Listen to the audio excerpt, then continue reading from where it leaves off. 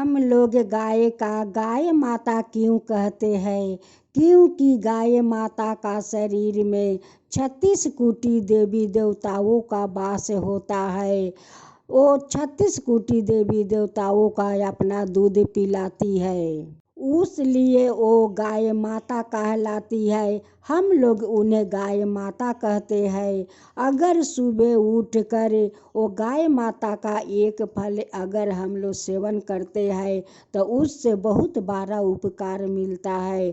सुबह उठकर गाय माता का माथे में एक सिंदूर का तिलक लगाइए, उनकी पैर पर जल ढालिए और उस फल को सेवन करा दीजिए।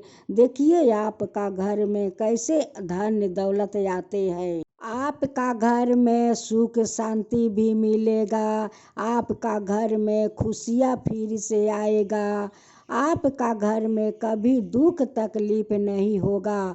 अगर सभी लोग गाय माता को सुबह के समय एक फल अगर सेवन करवाए तो बहुत फलदायक। सुबह के पहर आप उठिए, पहला गौ माता का खूर पर जल ढालिए, तब जाकर उनकी सिर पर सिंदूर का तिलक लगाइए, तब जाकर सिर छूकर प्रणाम कीजिए। देखिए 36 कोटि देवता लोग आपका ऊपर खुश हो जाएंगे, क्योंकि गाय माता 36 कोटि देवता के माता है। उसलिए देवता लोग प्रसन्न हो जाएंगे कि आज मेरे माता को सभी लोग कितने भाव से आज गौ माता का सभी सेवा करते हैं। उस गाय माता पर मैं एक कहानी सुनाने जा रही हूँ। उस कहानी का आप लोग ज़रूर सुनिएगा। अगर हमारा कहानी अच्छा लगे तो एक लाइक शेयर ज़रूर कीजिएगा। एक गांव में एक बुढ़िया माई रहा करती थी। उनकी 3 बेटे थे। तीनों बेटा का शादी करा चुकी थी। कोई बेटा का 4 संतान था, तो किसी को 3 तो किसी को 2। उनके घर में भरे हुए परिवार था, लेकिन उस परिवार बहुत गरीब था। उनकी तीनों बेटा तो काम करते थे, लेकिन जो पैसा मिलता था उससे वो लोग का गुजारा नहीं हो रहा था। वो लोग तो बहुत दुख तकलीफ में जी रहा था, जैसे तैसे अपना संसार वो लोग चला रहे थे। एक दिन बुढ़िया माई अपना द्वार पर बैठकर सोच रही थी कि जो पैसा मेरा बेटा लोग ले आते हैं, उस पैसा से तो मेरा परिवार को भूख नहीं मिटता है। मैं क्या करूं? ऐसा कौन काम करूं कि मेरा परिवार का भूख मिट सके। अब तो बूढ़ी माई को मन में बहुत रकम चिंता होने लगा। तब जाकर बूढ़ी माई सोचती है कि क्यों नहीं, मेरे गांव में तो इतना सारे गाय माता है, उन्हें मैं सबका घर घर से चराने के लिए ले जाता हूँ। जो वो लोग पैसा देगा उससे मिलाकर मेरा घर में संसार चलेगा। उस गांव में सभी का घर घर में गाय थी। किसी को घर में 3 तो किसी का घर में 4 तो किसी का घर में 5, ऐसे ही सभी लोग गाय रखा था। उस गांव में सभी का गाय मिलाकर 300 गाय थी। उस गांव में सभी का गाय लेकर बूढ़ी माता एक वन में जाती थी। उस वन घर से बहुत दूर था। उसी जंगल में ले जाकर गाय को चराती थी। शाम को सब गाय लेकर सभी का घर घर में पहुंचा देती थी।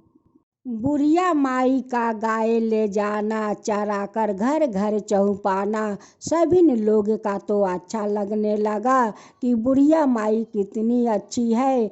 वो गाय ले जाती है या सबको गाय को चराकर घर घर पहुंचा देती है। बुढ़िया माई का श्रद्धा देखकर सभी गांव वाले मिलकर बुढ़िया माई का गाय चराने के लिए 51 रुपया देते थे।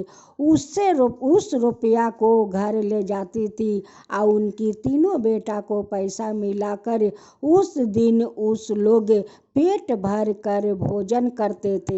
जिस दिन बुढ़िया माई का महीना लग जाता था उस दिन उनके घर का परिवार सभी खुश रहते थे, क्योंकि बुढ़िया माई का महीना मिलने वाला था। उसलिए परिवार उनकी बहुत खुश हो जाते।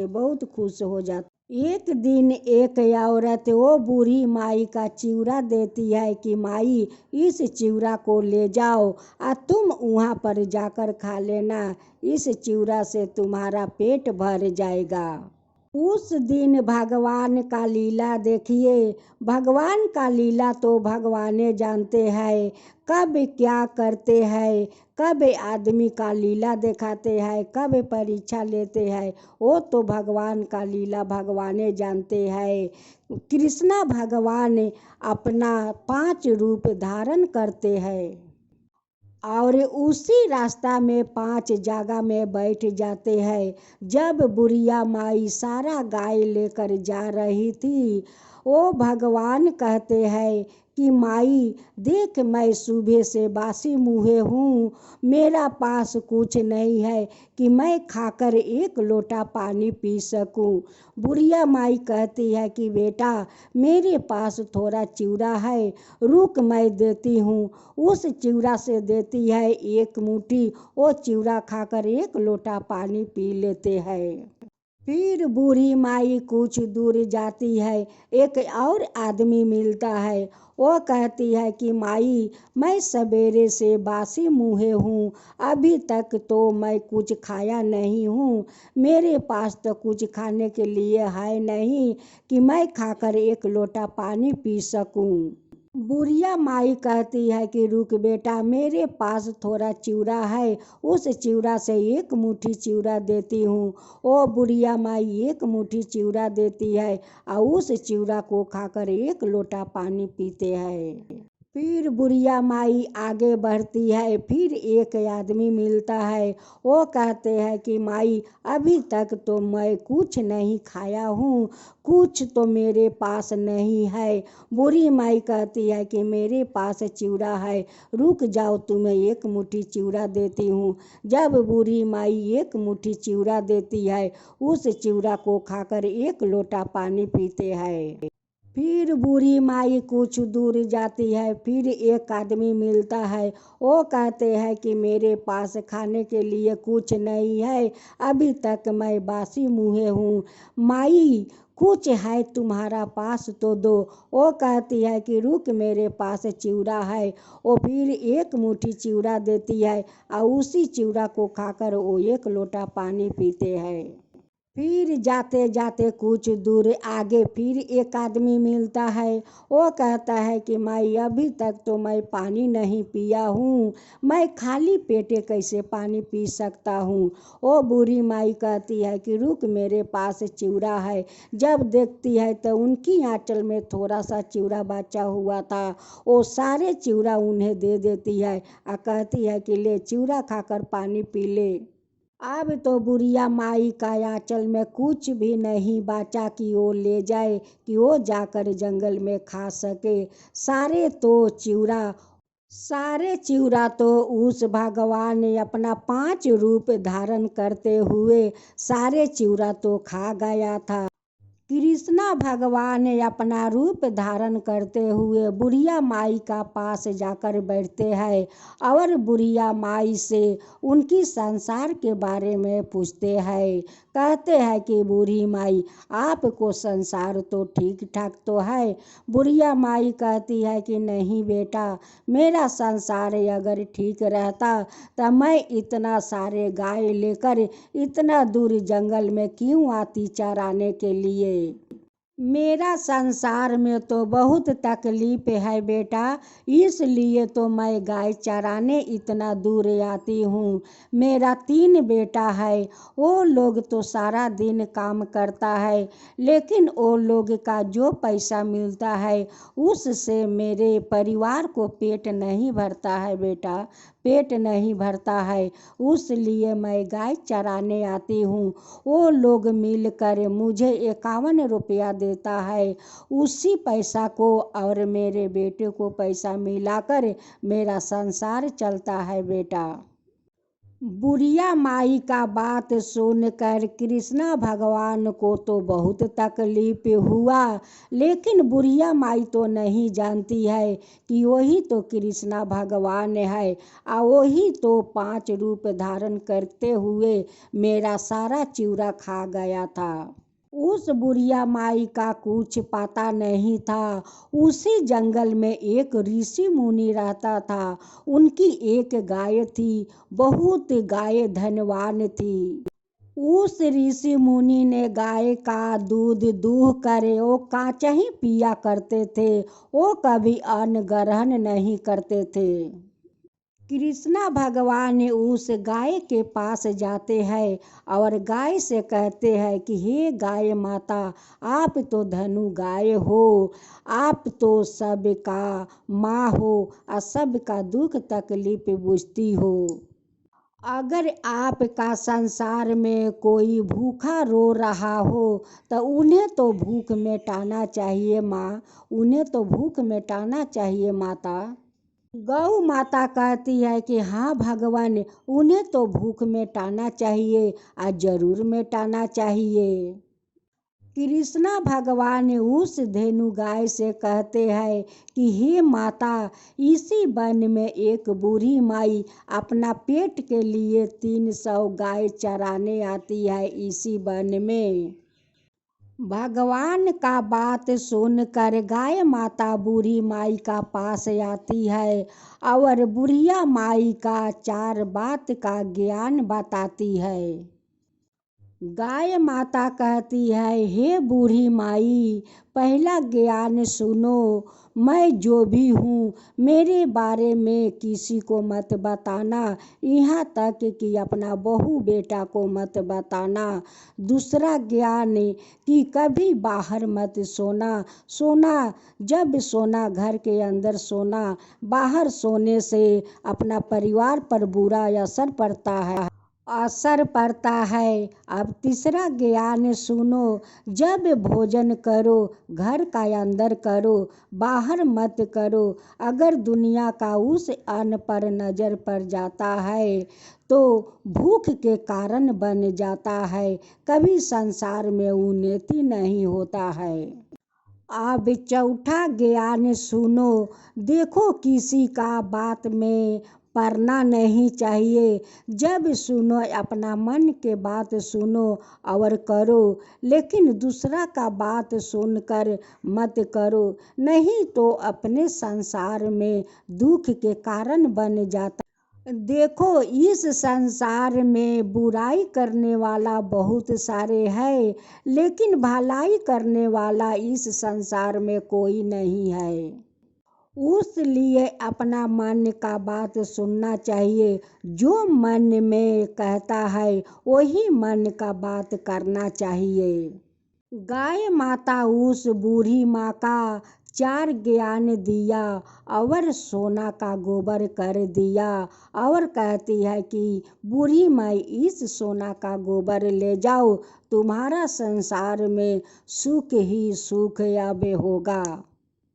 लेकिन बुढ़िया माई उस गाय माता का 4 ज्ञान का वचन को पालन किया, उस वचन को निभाया, लेकिन किसी से कुछ नहीं। उस बूढ़ी माई सोना का गोबर लेकर घर जाती है और घर जाकर अपना सोने से महल बनाती है, घर में धन भरती है।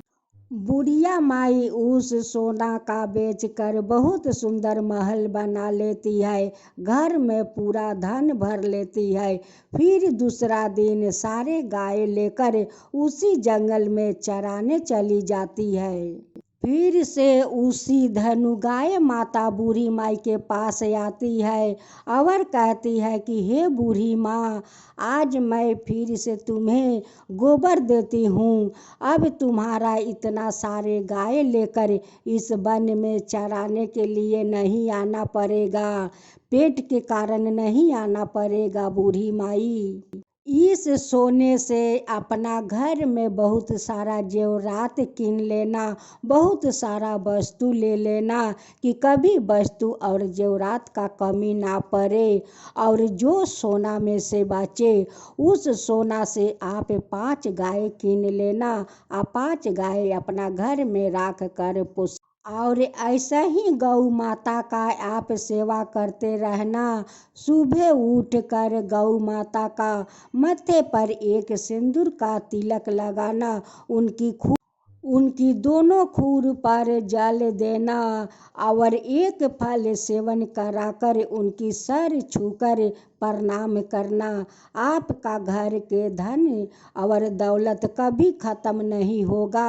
वो गौ माता का आशीर्वाद से आपका घर में धन बढ़ते रहेगा।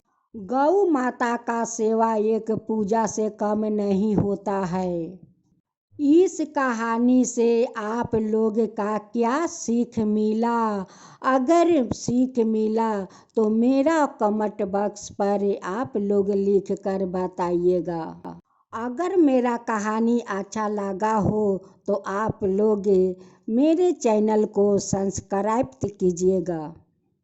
कृष्णा भगवान की जय हो, कृष्णा भगवान की जय हो, गौ माता की जय हो, गौ माता की जय। और एक दूसरा कहानी मैं सुनाती हूँ आप लोग का।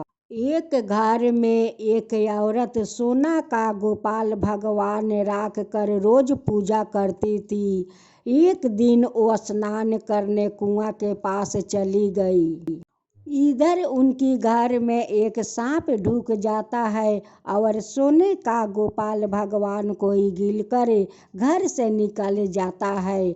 निकलते हुए एक आदमी का नजर पड़ता है। जब उस औरत स्नान करके आती है और पूजा करने के लिए घर में जाती है, देखती है कि आसन में तो गोपाल भगवान नहीं है। अब तो खोजा खोजी करने लगी, खोजते खोजते बाहर आई। वो आदमी जो देखा था वो कहता है कि तुम्हारा घर से तो एक सांप का भागते हुए मैं देखा था। अब तो सारे लोग लाठी डंडा लेकर उस सांप के मारने के लिए दौड़ पड़ा। एक बूढ़ी माई गोबर बिटोर रही थी चिपरी बनाने के लिए। उस बुढ़िया माई से सांप कहता है कि हे बूढ़ी माई, हमें बचा लो, नहीं तो वो लोग मुझे मार देगा। वो बूढ़ी माई कहती है कि तुम्हें बचाने जाऊंगी, अगर तुम मुझे काट लोगी तब मैं क्या करूंगी? मैं तो गरीब आदमी हूँ, गोबर सारा दिन बिटोरती हूँ, चिपरी बनाती हूँ, इसी चिपरी को बेचकर मैं संसार चलाती हूँ।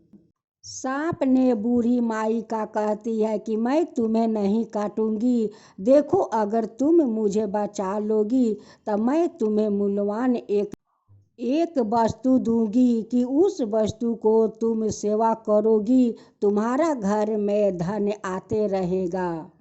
बुढ़िया माई इस बात को सुनकर उस डेली से सांप को ढाक देती है और उसी डेली पर जाकर बैठ जाती है। जब वो सभी लोग आते हैं और बूढ़ी माई से पूछते हैं कि इधर से कोई सांप को जाते देखा? वो कहती है कि मैं तो कब से यहाँ पर बैठी हूँ, लेकिन मैं तो कोई सांप को नहीं देखा। जब वो लोग का सांप नहीं मिला तो वो लोग आपस घर लौट कर चला गया। बूढ़ी माई कहती है कि हे नाग देवता, अब डेली से निकल जाओ, अब बाहर जाओ, अब तुम्हारा ऊपर कोई खतरा नहीं है। तभी ने उस सांप ने गोपाल भगवान को बाहर निकाल देते हैं और सांप कहते हैं कि हे बूढ़ी माई, इस गोपाल भगवान को ले जाओ और अच्छी तरह से सेवा करना। अगर तुम इसे अच्छा से सेवा करोगी तो तुम्हारा घर में धन आते रहेगा। हाँ, और एक बात, जब तुम्हारा घर में धन आ जाएगा तब तुम जरूर एक गाय माता को खरीदना और उसे बहुत अच्छे से सेवा जतन करना, क्योंकि जो भगवान तुम्हें दिया था उसे गाय माता का दूध का जरूरत पड़ेगा और मेरा भी दूध का जरूरत पड़ेगा। वो भी दही माखन खाते हैं और मैं भी दूध पीता हूँ, इसलिए बूढ़ी माँ आप गाय माता को जरूर खरीदना और उसे जरूर सेवा करना। गाय माता का सेवा करना एक पूजा का सामान होता है बूढ़ी माँ, सेवा का सामान होता है। अगर मेरा कहानी आप लोग का अच्छा लगा होगा तो एक लाइक शेयर ज़रूर कीजिएगा और मेरे चैनल पर जुड़े रहिएगा। अगर इस कहानी से आप लोग का क्या सीख मिला मेरे कमेंट बॉक्स पर लिख कर बताइएगा।